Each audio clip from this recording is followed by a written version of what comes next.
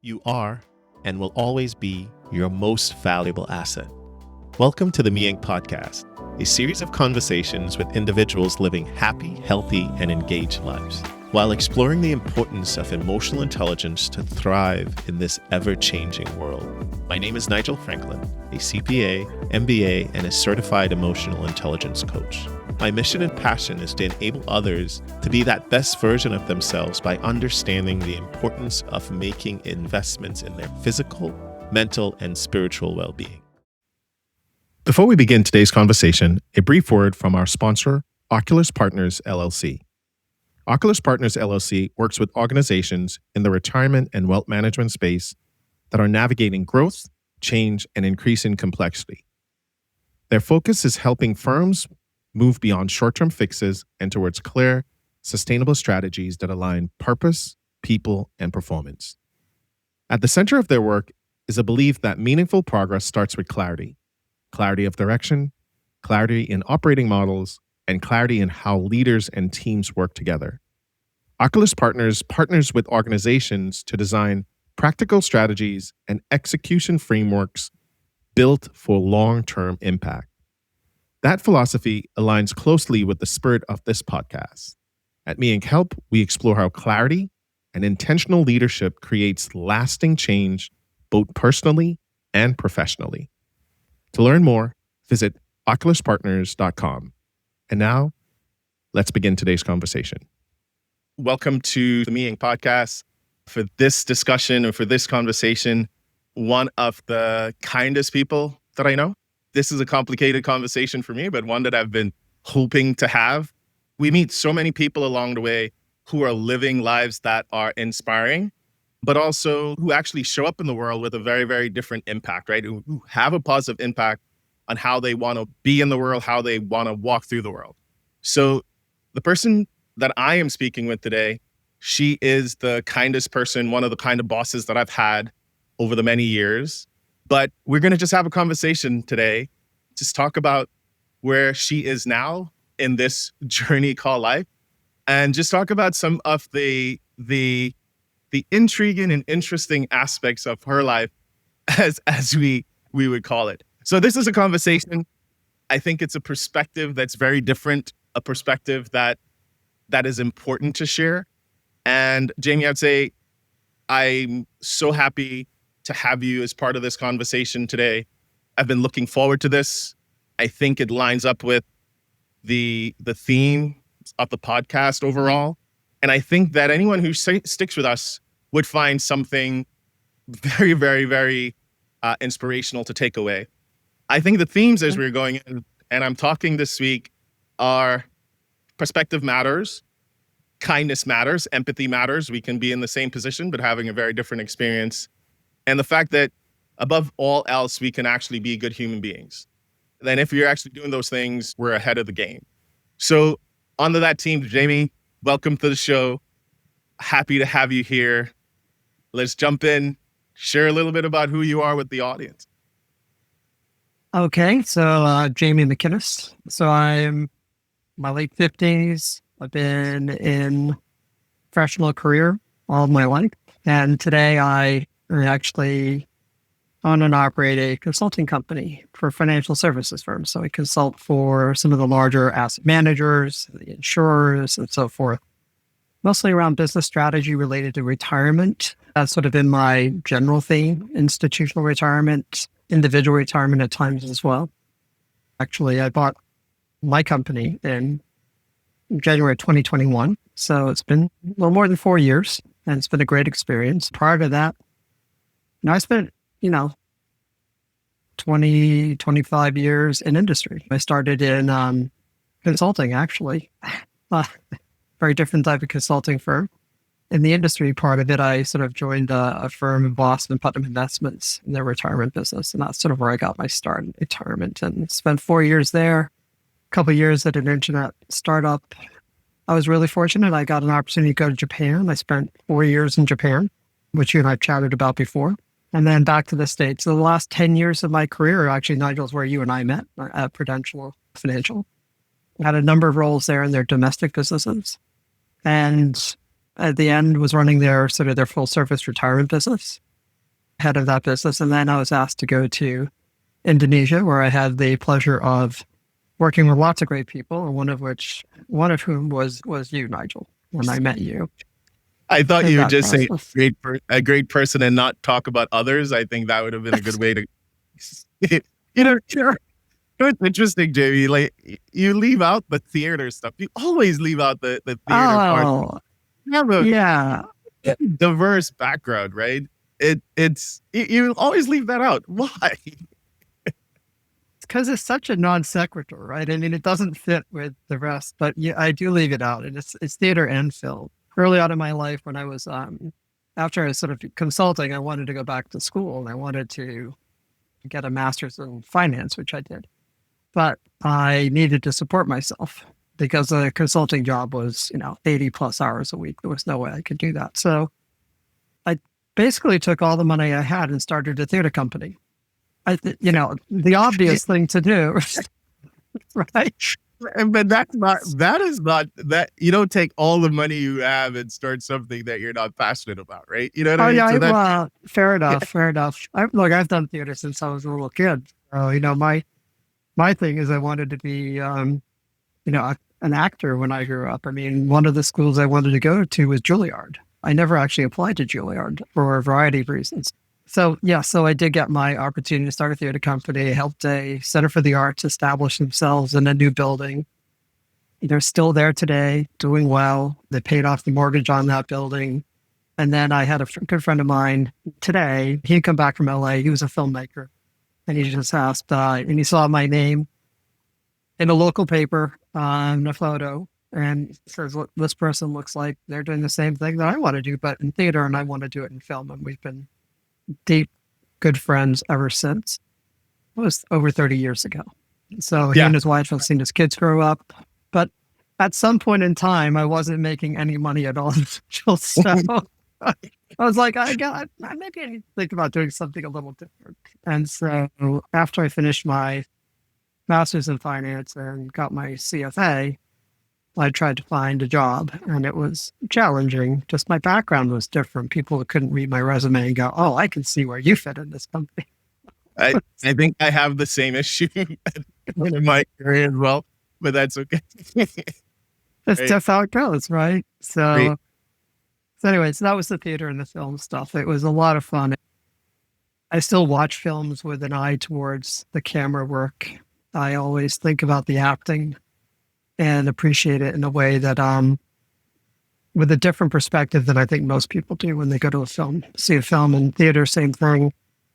I love building sets and developing an environment where people could actually suspend their disbelief and become very familiar with and become very ingrained in the actual story itself, and we're taken away. And all aspects of the theater have to do that, sort of what they're listening to, what the visuals are, etc.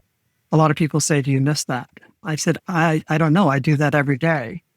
I mean, what do you mean? I said, well, being a leader in a company means that you have to always be thinking about the impact you're having on your audience. What is the visual? How are they experiencing this? What are they coming away from? Are they taking away from it what you want? So public speaking in front of an audience, off the cuff or scripted, didn't really matter. Came fairly easily for me. Most of the time I didn't act in the theater work I did as a director, producer. So directing was a passion of mine, but I've acted most of my life, and maybe I just acted my way through my career as well. I'm not going Some to may say anything. say. I'm going to say we're going to get to that. Interestingly enough, I'm going back to when we first met. We had dinner in KL together in 2016.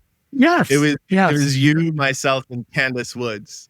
You were still newish to the international group. I don't even think I knew you Very. were Indonesia yet, right? That was the first time we met, and then we ended up working together in Indonesia for almost 2 years, right? Very formative, very interesting time. Also, I don't know if you know this or you remember this, but I came to Indonesia. I was there for 2 weeks, and then I came back to do the presentation or the first Meet Inc. presentation in November or December of 2017. And I remember at the time you gave me a book, and I'll hold it up. It's actually this book. And I think for the first time, I actually showed someone the fact that I geeked out about emotional intelligence. And I remember at the time thinking, I'm going to enjoy working with him. That's who you were at the time. Now Yeah. we've Okay. transitioned. We're going to get to that. But I think Okay. that was the formative part. I think I must say, and part of the reason why we're having this conversation today, Jamie, and all the bosses that I've had, you were one of the few who I actually think accepted me for me, who tried to understand where my perspective and my background was at the time, and guide me and steer me in the directions that you needed me to go, or you needed me to grow in. And I know I've joked about this with you before, and that you're the only person who didn't want me to be anybody else. Like, you wanted Nigel to show up, and that's what it was. And I think that was the transformative part of my career, because as difficult as being in Indonesia was, I got a chance to be myself, right? And I got a chance to learn a lot more about myself while I was actually there. I would actually say, though, that, and we can transition, pardon the pun, but into how our relationship was deeper, right? I remember talking to the Perspective Matter. I remember chatting with you about the fact that I was getting ready to come home, but there was no plan for me to come home. And I was talking to you about the struggles of dealing with the uncertainty that's on the other end. And and then you shared with me, that, again, perspective matters, because you were let go X amount of months before, and you couldn't say it to anyone, right? And then I was like, oh, here I am thinking that my stuff is bad, but you got me one up there. And then I remember, I'm sorry that I had to do that, but no, it was, no, but yeah. this was the worst one. I remember complaining to you then in 2022. I was explaining to you coming out of business school and how challenging it was to transition at the time, what was coming up. The fact that at the time, the DE&I stuff, everyone wanted to hire a Black guy, and how that diminishing that was. And I was talking about just those challenges that I was having, Oh no. and finding my voice, finding my identity. And Mm-hmm. I remember the next thought I said, as I was trying to transition away from it, I was like, here I am complaining, right? So I transitioned away, and it was like, Jamie, why doesn't Monica make you cut your hair? And that's the day that you told me that you were transitioning. And I remember sitting there like this for a while, like taking it all in, feeling that I was extremely insensitive. And I And went that, up to it yet again, is what you're yeah, saying. and I was Okay. like, I was thinking that, but then just in the nature of our friendship, I think mid sentence, mid you going through this, and I still feel bad about it. I was like, Jamie, you're not doing this to gain strokes when we play golf, are you? So because that was just too far to go, right? But I remember joking about it, because at that time, I must say to you that, because you were the kindest person to me, like, I was just trying to be as empathetic to you. And as we can talk about this, the transition part of it, how that has been, and I can share some of the more profound things that you've shared with me through that journey. I'm so grateful that you're willing to have the conversation with me today, not just about your career and your arc, but this last transition for you, pardon the pun again, and how you're actually showing up in the world. I think I don't have anyone other than you, my friend, who is living this life or walking down this path. And I learned so much from trying to be there for you, trying to have these conversations with you, especially in the earlier days, that I thought this is something that the world should hear, right? As many people who would listen into the show would actually hear it. So if you want, maybe we can talk a little bit about you and how you're showing up now, the transition that you've made, that idea of being not just only visible, but vocal, wherever you'd want to start, wherever you're comfortable, and we could meander from there. Could you please do me a small favor? If you're appreciating the content so far, please like and share with someone who may find this conversation beneficial. Thank you. It might be useful to provide a little context for everybody. So first, disclaimer, I'll put a disclaimer out there. Most people probably know somebody who's trans in their life. They just they're not aware that they're trans. So I'll put that out there. Many people who are trans hide who they are because they're deathly afraid of what that will mean. Some are actually very legitimately afraid of violence, etc., completely transitioned.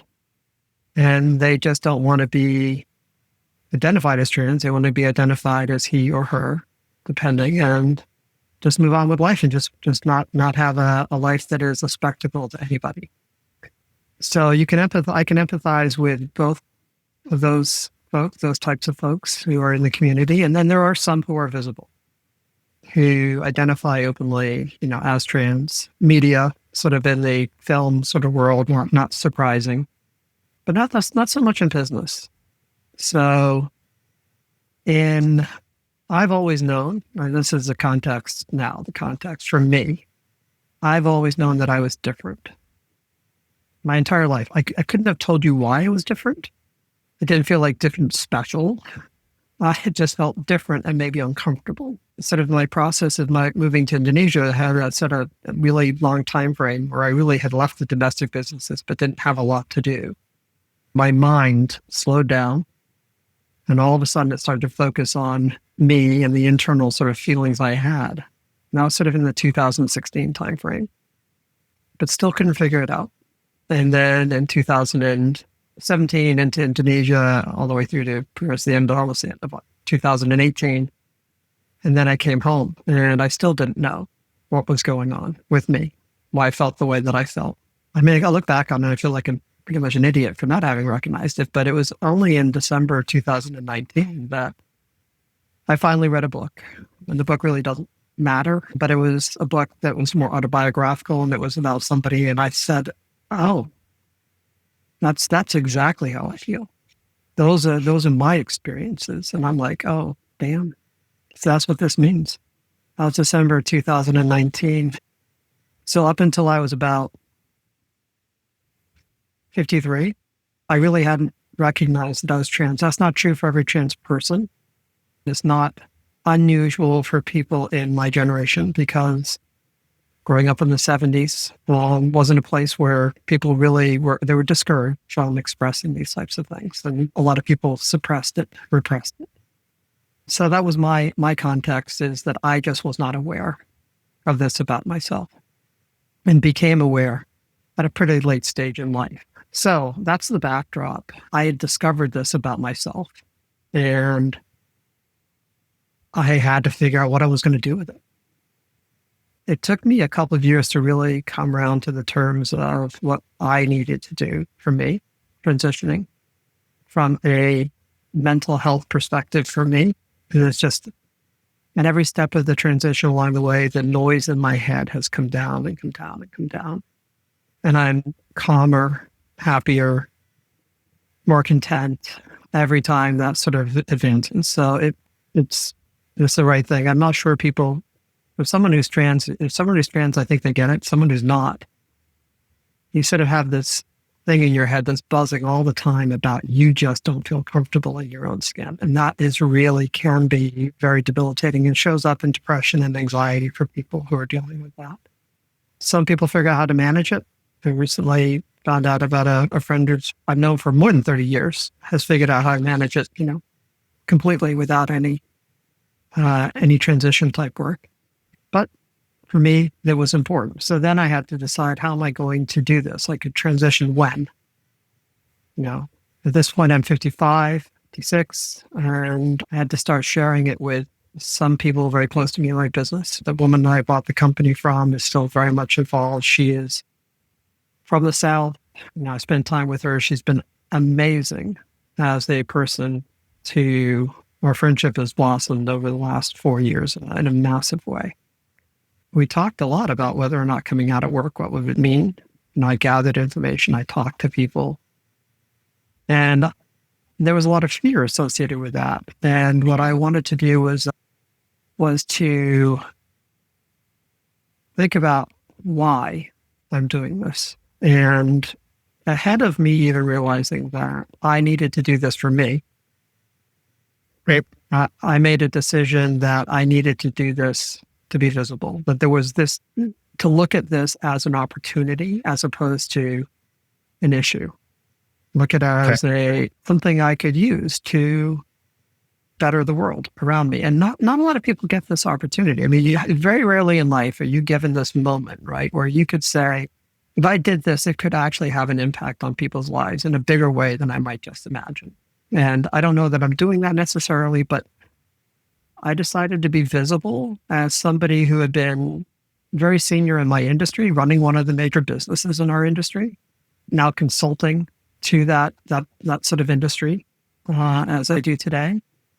And I said, I could be visible and make a difference. People could see me and start to know that this is something that others can go through as well, and that it's not debilitating and it isn't going to, it's not impacting the work I deliver, it's not impacting sort of the value that I bring, et cetera, this is what I'm going through right now. And unfortunately, it just, for a lot of people dealing with things, being trans and transitioning is just not something you can hide from the world. It's just a matter of when do you do it.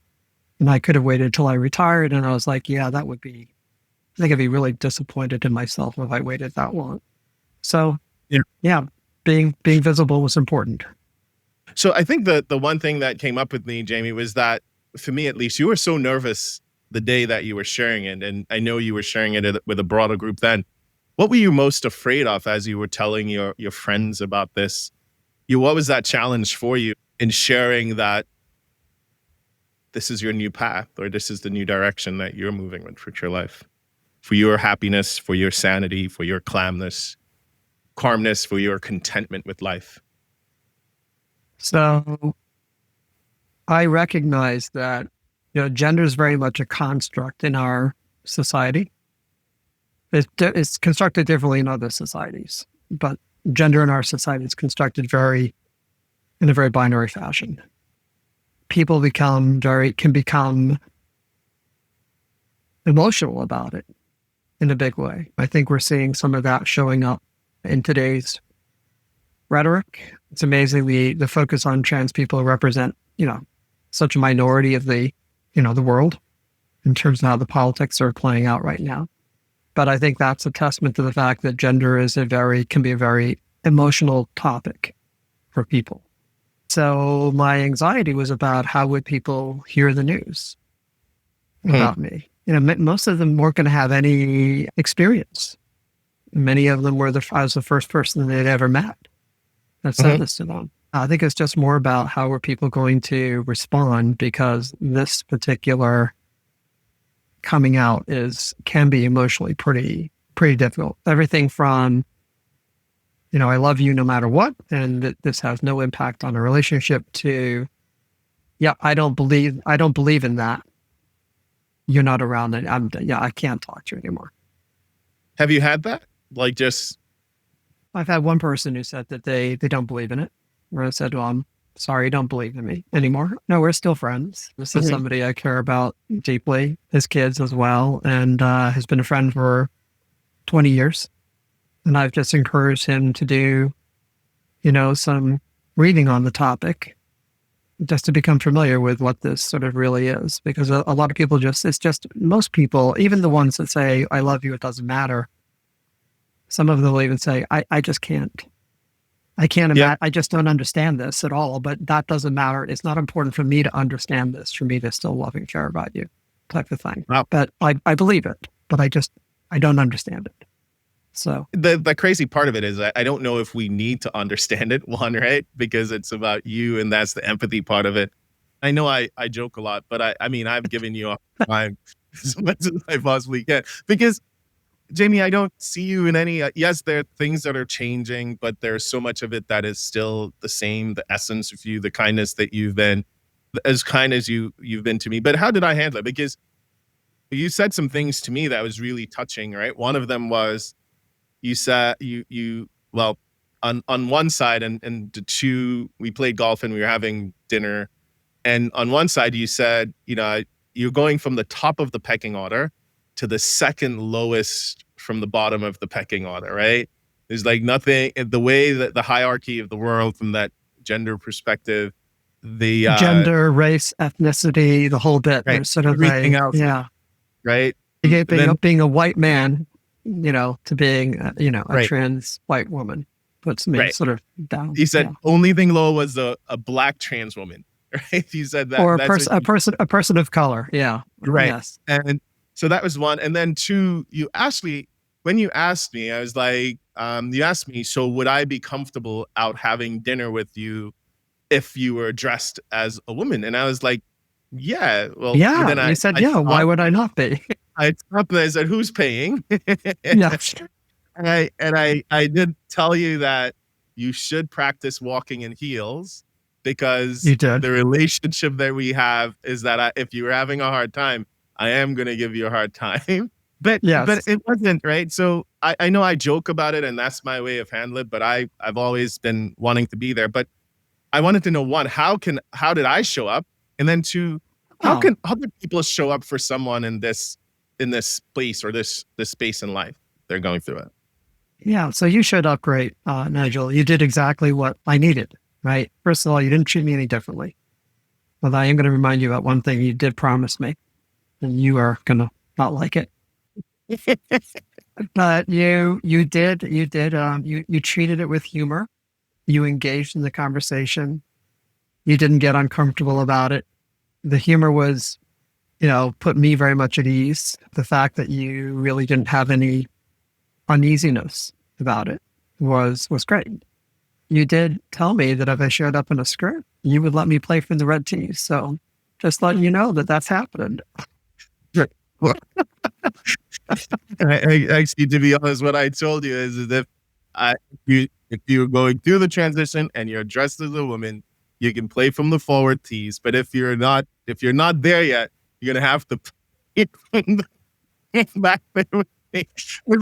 That is so good. But Jamie, that I was nervous of saying the wrong thing. I was extremely nervous because I wanted to be as supportive to you as others have been, as you've always been for me. And so I was nervous of saying the wrong things. I think one of the things there's and before I get into that, maybe it is how can someone show up, right? In that empathetic way or in that supportive way if someone's going through this. Like if you had a gold standard of what good would look like in that scenario, or maybe what are the things that you didn't experience, right? The things that were hurtful to you as you were in the process of transitioning. How can people show up? Well, I think there's a acknowledging that something's different if somebody is showing up. So the first time I actually presented as female at work in person. A new client had hired us, had never met them before. I was helping them with a finals pitch. Several days before, I had to let the main contact know that I was trans and she, her pronouns and the whole bit. And I said, look, you're going to see me down in Florida and I just need you to be aware of this. I just want to make sure the team is over. He was phenomenal on the call. And frankly, when I got down there, I was sitting in a room with, I was the only person from my company there. And they were all, and it says, Jamie, she's going to do this and that. And I'm sitting here going, who are they talking about? Like, I don't know. Wait, you've been gendering yourself? Okay. Well, I just never, it was so natural for them to adopt it. It was like, wow, that's pretty awesome. We actually were going into a pitch and the person who led the business that we were pitching to, somebody I've known for decades in the industry, is all very senior. We're entering into a large room of about 50 people plus. This is a big meeting. And I remember walking up to him and saying, hey, how you doing? And all they could do was laugh.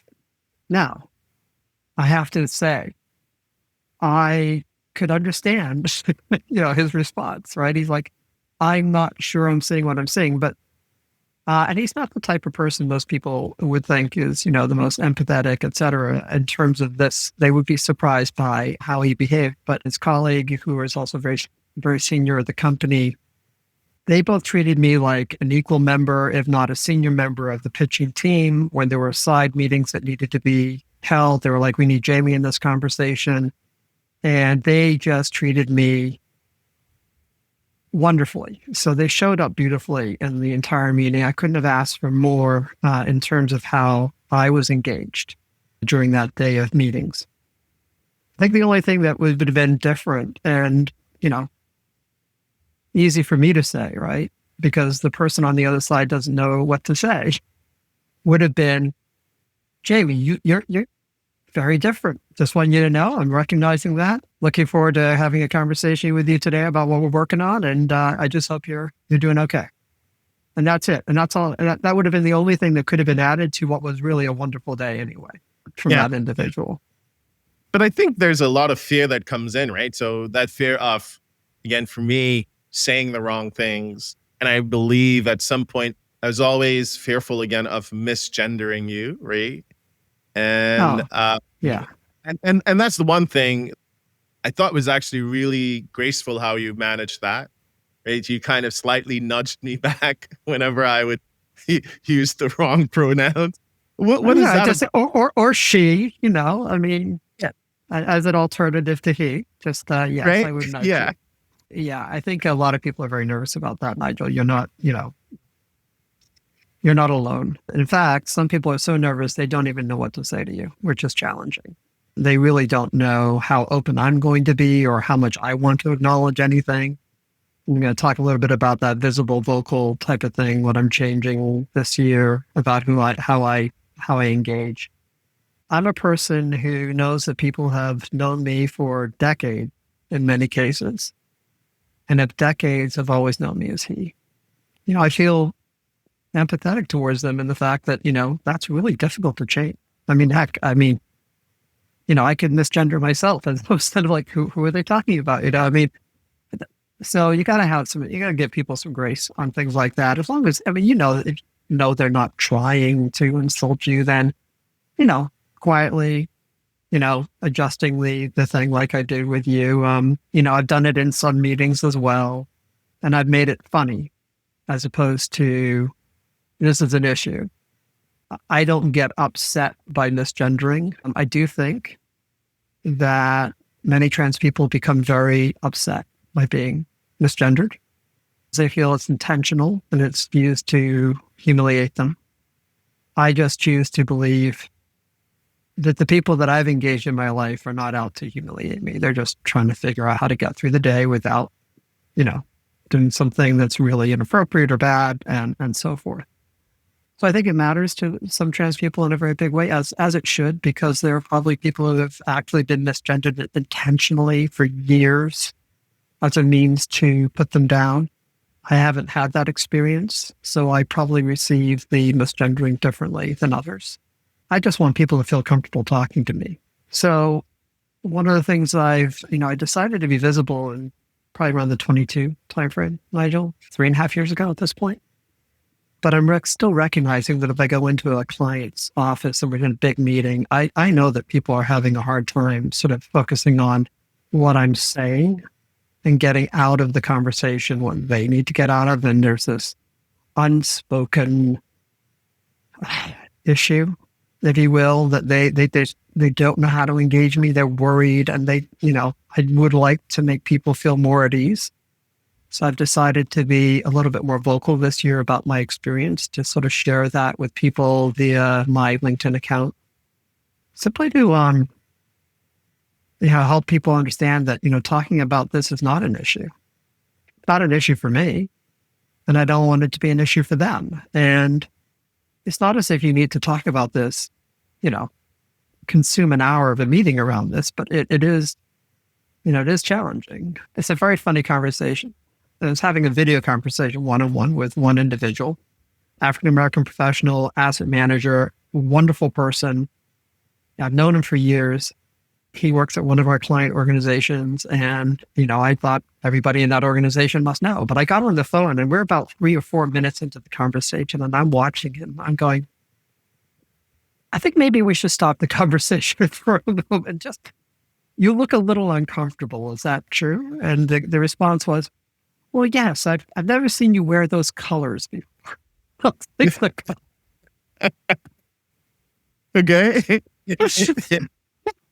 So I just had to laugh, and then we spent 5 minutes having a conversation about this, and then we got back to the work stuff. Yep. But I was realizing if I didn't stop the conversation at that moment in time, and since it was one-on-one, I could do it. And I knew him and trusted him enough to know that it would be fine. It's hard to do that in a group meeting, you know? Yeah. So tell me a little bit more. Tell me a little bit more about the visible and vocal in 2025. I need to be back out in the industry. So I'm definitely going to be more visible in industry settings. So conferences. I haven't decided exactly when I'm starting. I took 24 off, quite frankly, because I was very actively and still am transitioning. By the end of the year, I need to be back into, going to conferences, being present. The LinkedIn posts, I hope, are going to be helpful because people read them before, they see me the next time. And, I can say in a post, I could say I'm going off to a particular conference and I hope to see you there type of thing. Don't be afraid to say hello, that type of thing. That's right. What we're doing today. I have absolutely no issues coming in and talking to a group of people about my experiences and things like that to make the topic more accessible for people. So some of the things I'd be communicating, I'd love to do more if it was in help of an organization to sort of engage in this. There are a lot of people that I think would benefit in the workplace by feeling a little freer to be out and do what they need to do. But it's scary. I mean, it really is scary, honestly. It was really scary for me, but it was just something I knew that I needed to do to accomplish the things that I wanted to do from sort of a visibility point of view. I wasn't going to be able to do that unless I started. I had to start. And I did. Okay. So you said you've been transitioning a lot of last year and you'll continue to do that this year. What's embodied in that transitioning phase of it? Because I know it's more than just showing up, right? And different. And I want to go back to the first person that you knew that you showed up to a meeting and they almost didn't know you or were expecting something different. But what's transitioning? And then, what's one of those situations where you're in with someone that you've operated with before the transition and how are you received then, right? I know you talked about, those individual meetings, the ones that, in a big room, people would behave, but are they things that you're experiencing on that one-on-one basis where it's like, it's different? So what is the transitioning process that you'll continue to go through? And then, what was one of those challenging situations or funnier situations where, it's like, yeah, you're meeting with Jamie, but not the Jamie that you're thinking you would actually meet with? Look, I've had literally hundreds of conversations, honestly, Nigel, about this. Transitioning for me is one thing. Transitioning for everybody else is a different topic. So let me separate those out. Transitioning for me is the sort of things that, people might imagine if they've done any reading, on the topic. There's hormones, there's medical solutions in terms of how to address you being transgender and what you need to accomplish to live in your body comfortably. There's a sort of a bit of a resetting on how you engage the world. I changed sort of some of the ways that I've engaged because I've been told that was a very male way to handle that conversation. Stop mansplaining. I'm like, oh dear, I'm like, all right, fair enough. I'll fix that. Okay. Sorry. It was a pretty interesting conversation to have with the woman that I work with so closely. And I'm like, okay, point taken. Yeah. So there's a physical appearance. There's like, what do I feel about being comfortable? And then actually being comfortable presenting. It's all, there needs to be a plan. And there needs to be a communication plan. There needs to be a transition plan. It needs to be done thoughtfully. Certainly for somebody at my point in my life, it needed to be done very thoughtfully. There were just too many people involved. There were hundreds to several thousand people around. I mean, who need to know because I'm going to show up and see them, which I did recently in my trip to Japan, which I hadn't been back to for a number of years.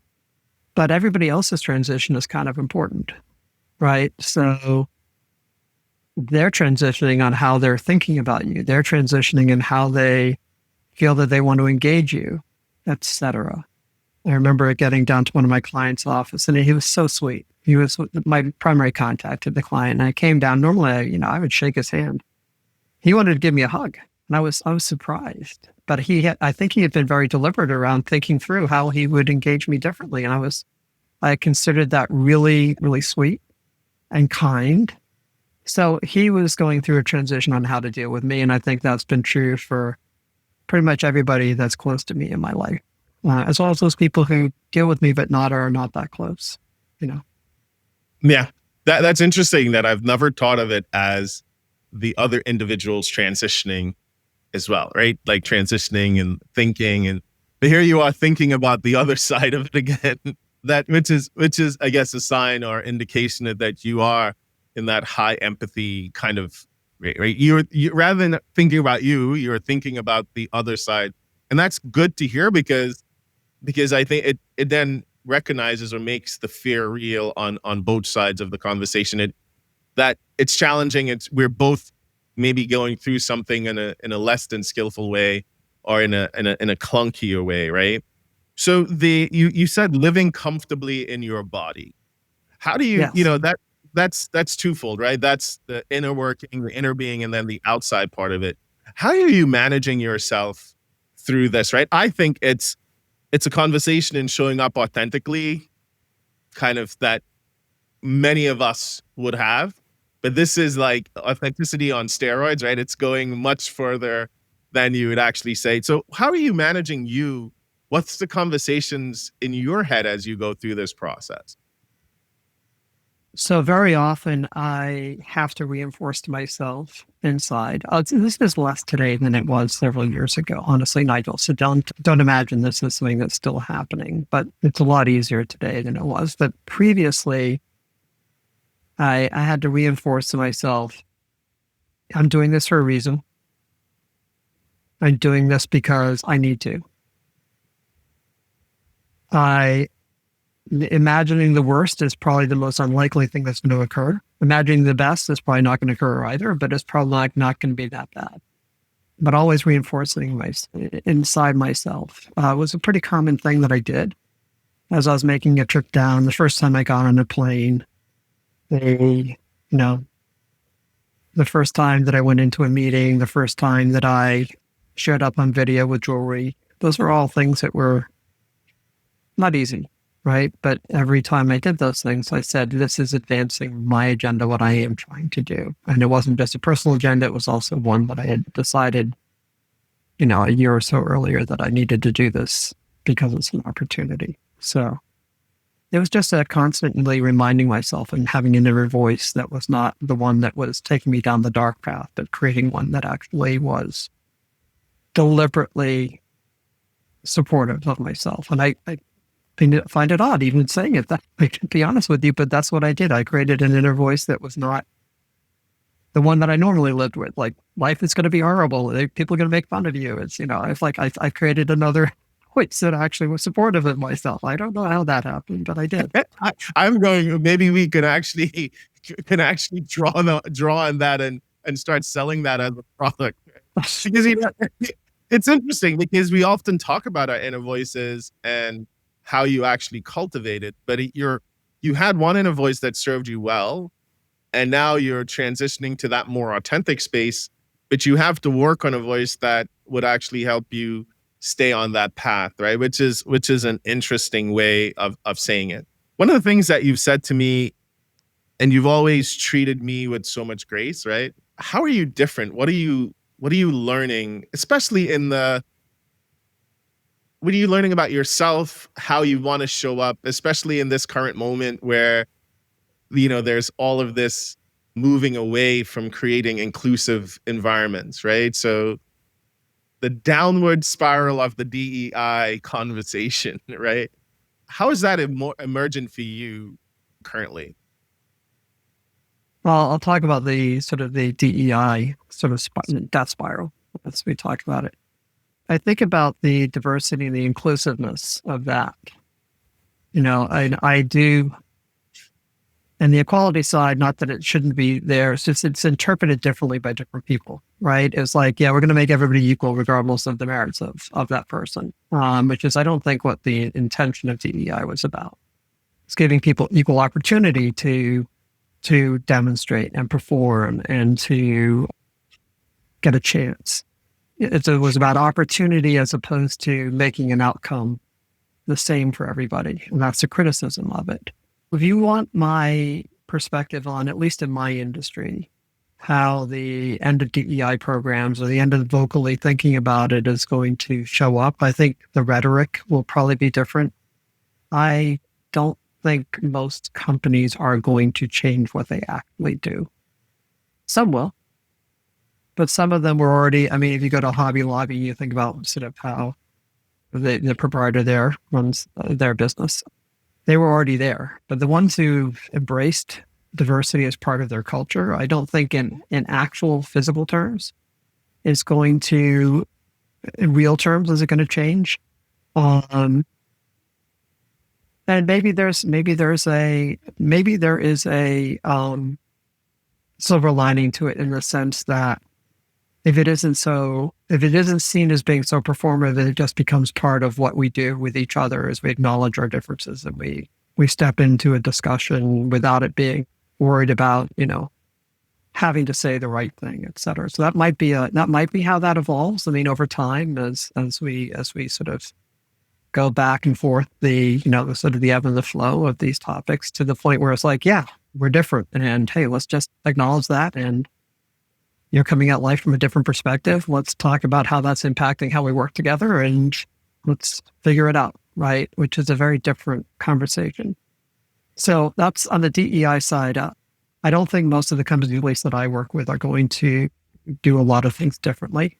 They may tone down sort of what they say because I think it could be deemed unpopular politically, but I'm not sure that's going to change their programs. What have I done, right? How have I changed? Is what you've kind of been asked. What have I been working on, right? Yeah, I think because you one of the things before the transition, you always talked about grace, right? Yeah. And treating people with grace. So what's on the other side of this transition? How are you showing up in the world different from that? I think sometimes when we go through a process, when we go through something, the needs of the support that we would need, then we kind of turn that back around on the world. So what's different in how you show up now as a leader after going through this experience or are still working through this experience? Because you always made me feel seen, right? What else is coming up as you've gone through the transition? I think I'd have to ask some people around me how to answer that. I don't feel different in terms of how I show up. And I think that's probably what some people have kind of indicated to me is that, you are still the same person. You treat people with the same degree of respect. You have the same sense of humor. You seek people's input who might sometimes be sort of marginalized in a conversation because they might be more junior. That I do those things. I've did those things before, and I'll do them, and I continue to do them today. So I'm not sure that I've shown up a lot different than I have in the past. I think that's one of the things I think is really challenging, I think, for people to understand. Actually, let me put it this way. For people who are going through transition, kind of understanding how much of me am I changing. And what my decision was, I'm changing the things on the outside. I'm not changing anything inside. I am who I am. I've always been this way. Some people who are going through a transition feel they have to take on a different persona to separate themselves from a past life that they would choose not to remember in some cases. But that wasn't me. It never has been me. So I'm hoping I'm showing up in the same way that you've described me showing up for you, for others, and continue to do so going forward. Yeah. And I really appreciate hearing that you are to the core still who you are.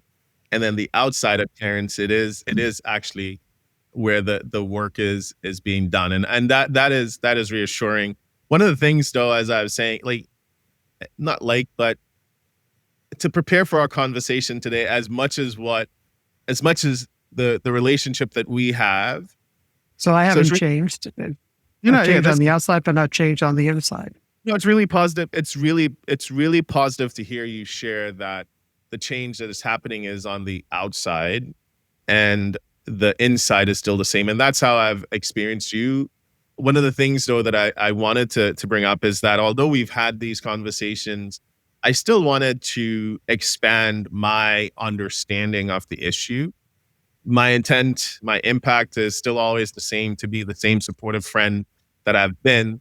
But I found myself, even just in preparing for our conversation today, I went out and looked at that Netflix show, Will and Harper, Yeah. and it was enlightening and eye-opening.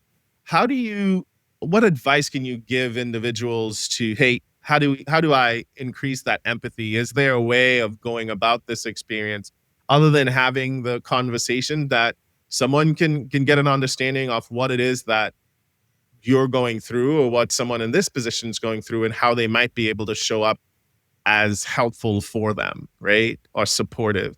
Is there a way of expanding that knowledge or knowing that you can recommend?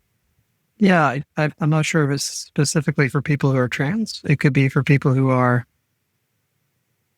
different or in ability. It could be people who are different from a race who are in the minority or ethnicity, gender. Sort of an awareness that there is, if you are in that minority, which I find myself very much to be every day these days, right? Um, Understanding that that person probably is coming to the table with a background set of fears that may or may not be coming forward in how they're engaging with you, but are there, is I don't think a lot of people think about that.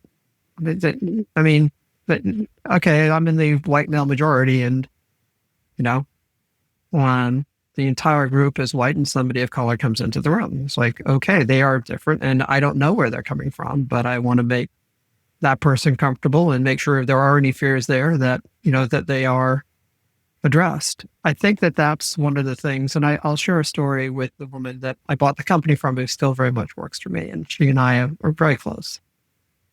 She shared a story with me that she was in an airport recently, and because she's known me, she's been able to identify if people are trans, which were invisible to her previously. It never crossed her mind, in her words. And she was at a restaurant, sort of at a table, and she was sitting right next to somebody who was trans. When she was watching the restaurant and the servers, and there were people sort of just like not dealing with her. I mean, they were visibly uncomfortable, right? Right. And she recognized at that time that there was probably fear and anxiety that that person was having. And she chose to turn to her and engage her in a conversation, talk about all sorts of stuff, and then put her at ease. Meaning, you don't need to be afraid of what I'm thinking, right? Right. I'm just gonna deal with you as you are anybody else, right? I'm gonna joke with you. We're gonna talk about whatever and the whole bit. And I think she recognized that that person, for the reasons that she's sort of seeing with me in my conversations, had fear and anxiety about being sitting there. And she recognized that and then chose to engage her, which was probably made that person's day in a way that my colleague has absolutely no idea what that meant. But it was huge. What's interesting and what's coming up for me a lot these days is this notion that you can't expect someone to have compassion for an experience that they've never had, right? So if you've never had to step outside of yourself, you never will step outside of yourself. I really do appreciate though that idea of, how you often say grace, the grace of actually making someone else feel seen. And yes, it's uncomfortable, but usually there's discomfort in growth, right? There's that green growing edge. Like if you're feeling it and you know what you're feeling, back to that self-awareness conversation that we always have, if you're feeling it, then there's something worth exploring. There's something worth leaning into so that we're not all paralyzed by the fear of doing the wrong thing per se, right? Any themes, any conversation, anything that you would want to have or share as you're thinking about this shift that you're making? We're going to transition into a little bit more on your EQI assessment, but is there any themes or topics, is there anything that you would want to share in this same space of the transitioning, how you're seeing the world, how you want to show up in the world? Is there anything else that you would want to share on that before we? There is, but it's probably not personal. It's probably for the viewers. You can't generalize from what I've had to say to anyone else who's trans.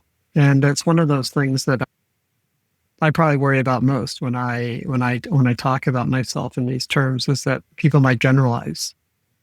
The amount of fear that people have could be massively higher. The experience they've had historically with people, making fun of them, et cetera, it could be massively different from where I have been. So I come to the world with a set of experiences that could be dramatically different from somebody else who is also transgender.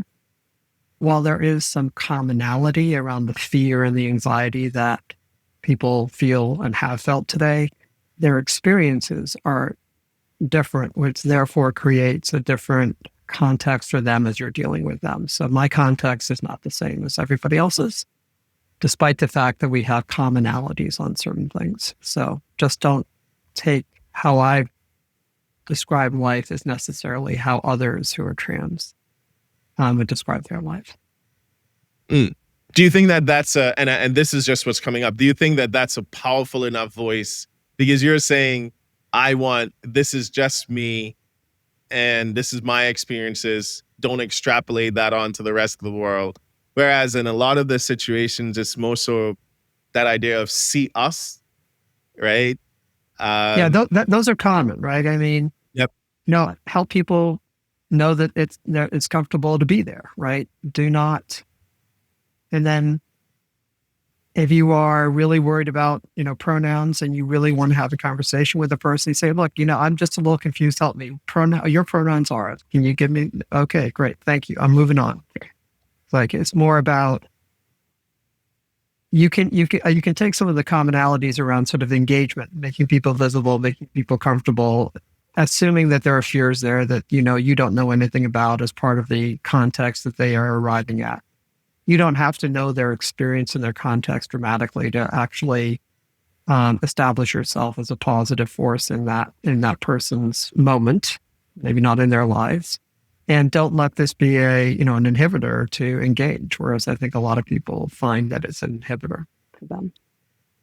Okay. So yeah, you're right. I mean, I say this because I just want to make sure that if people engage, they bring their own context to the table. It's no different for people who are trans than anybody else. Yeah. I want to go, and I'm curious of why you put others before your experience so often, right? Even as you're trying to manage it. But that's something that we can unpack at some later point, or when we finally play. By the way, I am practicing, so just be ready. Okay. You had a really good round in Mexico, but I wish you could see my stuff. My putting mat is out here. I am working on it. So, I think it's just playing with me. I just get in your head too much. No, that's not going to happen. I mean, I coach you on your putting, and when you sink one, I say, "You see, it's my coaching." That right. I just get in your head. Thank you. It's not going to happen this time. Just putting that out there. The transition, the last part of it, and one of the things that the podcast is really interesting, but one of the ways that I thank most of the guests is by, not most, but all of the guests, is by doing an emotional intelligence assessment. The emotional intelligence assessment tool that I use is the EQI 2.0 model, and it's a data-driven way of looking at your self-awareness. This is, unlike some of the other assessment tools, it's something that changes based on where you are, and I'm sure Jamie can see a distinct difference between who I was when he met me in 2016 to who I became in 2017, who I came home as in 2019, and some of the changes that I've made since then, right? But there are core things that are the same, but there is this idea of learning and growing, the self-awareness that you'd have on how you can actually show up in the world and have a better impact. So in our situation, Jamie had his assessment done, and I wanted to talk to you about anything that actually showed up. Jamie had whose assessment done? I'm sorry. Sorry. Jamie had her assessment done. There you go. Well done. Damn it. I did. Hey, I did it very well with this. You did up until that moment. Thank Thank you, Jamie. Thank you. And and I'm gonna try to gather myself and go, Jamie, if you don't mind sharing, what did you learn from your assessment, your EQI 2.0 assessment? Well, I think you indicated that I showed up. Yeah, well, you had 2 points, right? I showed up in a way that was surprising on two of them. One was on empathy, but I scored a lot lower on empathy than you were imagining. That I did, right? I did share that, right? The empathy part of it. Oh, by the way, I should probably go. The EQI assessment has a few scales. It's your internal voice, your external voice. So what you're feeling inside, how constructively you can actually share that information and what you're feeling, how you maintain, develop interpersonal relationships, where the empathy portion of it comes in, how you problem solve, and how you manage stress, your outlook on the world. So the empathy part of it is in that interpersonal relationship scale. And Jamie's always listened to me.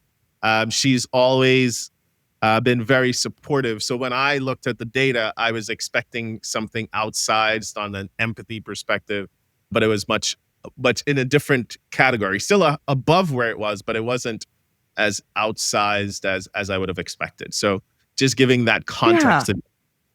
I think I have a very also a very practical approach to the world as well, where we need to get things done. I'm a consultant, and we get paid to come up with answers for clients, and in business, there was a business to lead, and um, empathy is always important, but there are times when you need to move forward, and you're not necessarily caring for a particular person at that moment, although come back to them later or address it before with them in terms of that type of change or whatever the decisions are that need to be made. But I do have a very practical approach to accomplishing what we're set out to accomplish on a professional basis.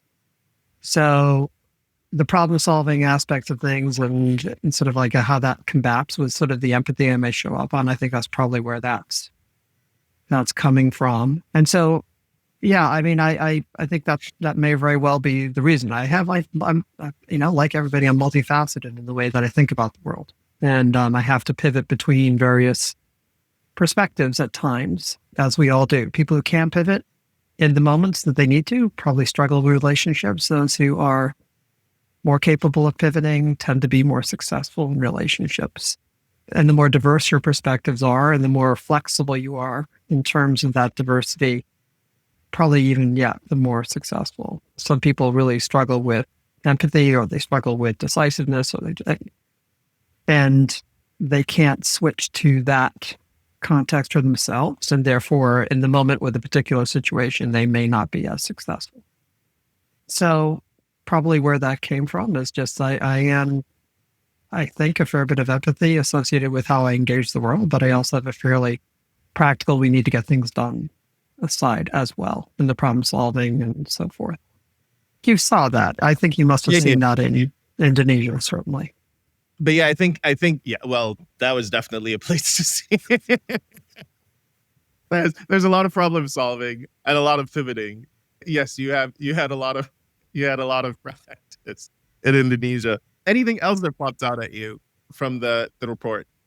Well, you indicated that I was, pretty optimistic in the report. And I would tell you that I don't think my inner voice always tells me that I'm optimistic about things. Although as I think about myself and I think through that aspect of the report and your surprise on how optimistic I was, at least I scored, given my circumstances over the last several years. Maybe think a little bit about that as well, because I do have an inner voice that is not optimistic. But over the years, if you think about sort of it's hard to describe my history. I've always had this negative inner voice telling me, because I felt so different from people around me, that voice was strong at times. And I had a very difficult social time as a child. I didn't have any friends in the first period of like 4 years, where it was really tough. I had to cultivate an internal voice that was different from a very early age to get by and to get through a number of the situations. And then the other thing I think that is a test that I've taken, if you will, assessments have really identified me as somebody who has a really high tolerance for risk. And probably that combined with the experience of needing to cultivate an inner voice has probably come for this positive, has probably been the two things that have probably made me the optimistic person that I am, regardless of how challenging the circumstances are today. We will get to a place which is good. We'll eventually get to a dynamic that is good. It's a matter of time. It's a matter of focus. It's a matter of work. Sometimes it really is just only a matter of time. Time needs to pass. Yeah. So I think I've had a lot of practice cultivating that inner voice from a very early age. And the risk tolerance thing is also helpful. Yeah, it's interesting. And I'll read just from the report, right? It says that, Jamie, your results show someone who is extensively optimistic and almost always see the world in a positive light. Some characteristics of your results: you approach the world with a glass half full attitude. You believe in yourself and others and rarely give up prematurely. And you inspire those you work with to overcome challenges. And I think that's the optimism part of it from a work perspective. But what I find interesting is, as you're trying to find your voice, that new voice, that different voice, as you are changing and transitioning, that you've actually kept that same outlook and that same positive attitude on things. And that's differentiated, right? So I think that's why I was like, it's a challenge to feel seen. I think it's one of the things that I struggle with, the judgments or the things that people would get wrong about me. I just had to explain to my neighbor this morning, hey, I was raised in the Caribbean. And in the 80s, it's a different place.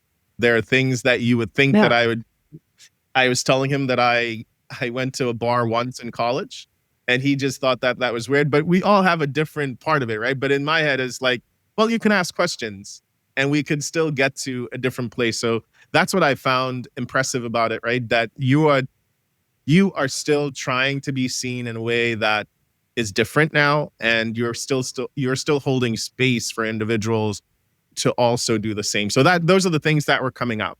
But you touched on a lot of it, right? The internal voice, problem solving, optimism, and I appreciate again the openness to, one, take the assessment, but two, to also just share some of the things that you're noting, right? So as we're wrapping up, a couple of things. Rapid fire thing. Okay. Nothing on golf. One thing you can't live without in these days. One thing you go through every day with these days.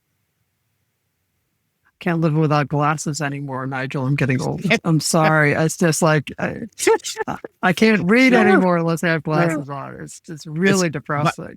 Bifocal contacts. I got to look into these things, but yes, if I have time. It's a game changer. Okay. So your glasses. Okay. All right. Yeah. One quote, phrase, something that keeps you inspired. Saying, quote. Saying or a quote. I'm not a big follower, generally speaking, and kind of think about, well, Winston Churchill said once, it's just not me, the type of person that I am. If I think about sort of some of the inner voice things that I repeat to myself, nothing is as bad as it may seem. You just Nothing have is to have, as it may seem to you right now. Okay. Sometimes so that is bad as anything. Okay. Yeah. And then if there's one thing you want the guests to remember from this episode or this conversation today, other than that I'm an amazing person and golfer, what is that one thing?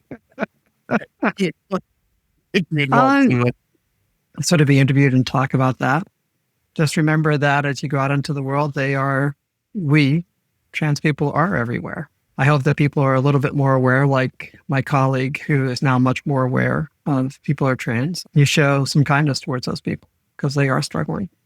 Oftentimes they're struggling. Not always, but often they are. Jamie, thank you so very much. If someone wanted to reach out to you, where could they find you? LinkedIn is, there's more coming there. I mean, our company website just has my bio on it, but I mean, LinkedIn is probably the place for people. If they want to talk to me, message me, reach out, connect with a little message that says, hey, I saw you on the podcast, would love to connect type of thing, then I'll know where it's coming from. Yeah, that's probably the easiest way for people who are. And Jamie McInnes, I don't know if you're going to put anything up, but Yep, spelling it'll my be. name, spelling my name Great. correctly, it's always a good thing because that doesn't happen often. Yep. McInnes, Okay. you'd think it'd be easy, but you know. I want to say personally, Jamie, thank you so much for having this conversation with me. You Appreciate it. inspired me to continue to be authentic and show up as myself. Again, remind me to that my perspective matters and how I see the world, and that idea of individuals maybe standing in the same place but having a very different experience. Yeah. And back to that same emotional intelligence aspect of things, that default of being a good human being, I do see you as an amazing human being. I'm so happy through this transition that you've been the same. You've received me the same way, treated me the same way, and I hope that I will continue to do the same. So thank you for sharing today. I know this is new for you as well, but showing up in this space, No, and thank you for trusting me to have this conversation. I So really appreciate you. And I really appreciate the fact that you wanted to do this. So thank you. absolutely. Thank you. I appreciate you listening to this episode. If you find value in what you've heard today, please like and share, and don't hesitate reaching out to me if there's any way that I can be of service. Nigel@meinkhelp.com or Nigel Franklin Way on Instagram. Thank you for your time. Thank you for your mental energy. Thank you for listening. And until we meet again in this space, take good care of you.